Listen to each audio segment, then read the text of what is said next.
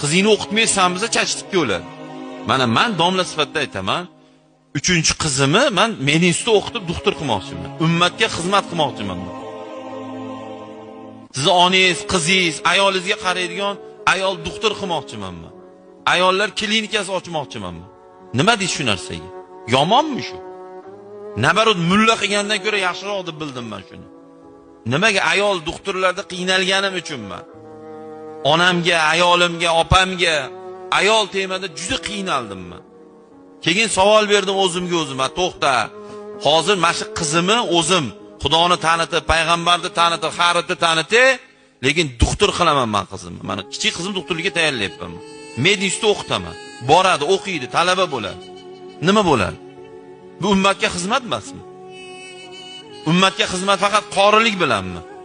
Ummatga xizmat faqat domlalik bilanmi? Ummatga faqat domla kerakmi? Qishloqlarga doktor kerak emasmi? Melisa kerak emasmi?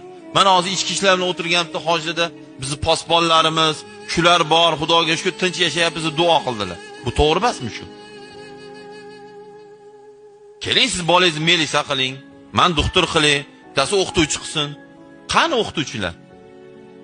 4x4 nechisi 17 desa u bola nima bo'ladi ertaga? Xor bo'ladi, qul bo'ladi. Bitta ariza yozsa, ariza yoza olmasa nima bo'ladi ertaga bu bolalarimiz?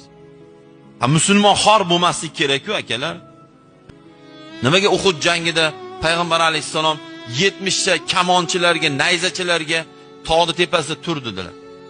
Rasululloh duo qilib, "Ey Xudo, shu jangni yutaylik" demadilar-ku. Duo qildilar, sabablarni qildilar. Turasan shetdandilar. Ha ular musulmonlar yutayotganini ko'rib, Rasulullohning gaplariga kirmasdan tushib ketdi. Musulmonlar yutqizdi-ku. 90% yutib bo'ldi jangda. Bu nima degani? Hatto payg'ambar sabablarni qildi. Xandaq jangida Salmon al-Farsi adashmasam radhiyallohu anhu kelib, "Ey Rasululloh, maytga biz chuqur qaziylik, dushman hujumi qiyin bo'ladi, biz shunda yutamiz" dedilar. Payg'ambar bo'lib turib, "To'xta" dedilar. "To'g'ri aytasan" dedilar. O'zlari billa tushib sahobalarni chuqur qo'yladilar. Akop qo'yildi, akop.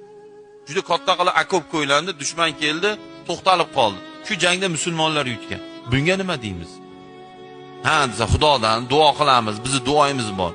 Men duoyimiz yo'q demayapman.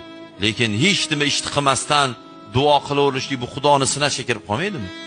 Bu ahmoqlik emasmi? Uylanmay turib bola so'rashsa, uylansan birinchi. Erga tegmay bola so'rashsan, erga tegsan. Licheniya olmay shifo ber, shifo ber. Unda tibbiyot qatdan chiqdi bo'lmasa.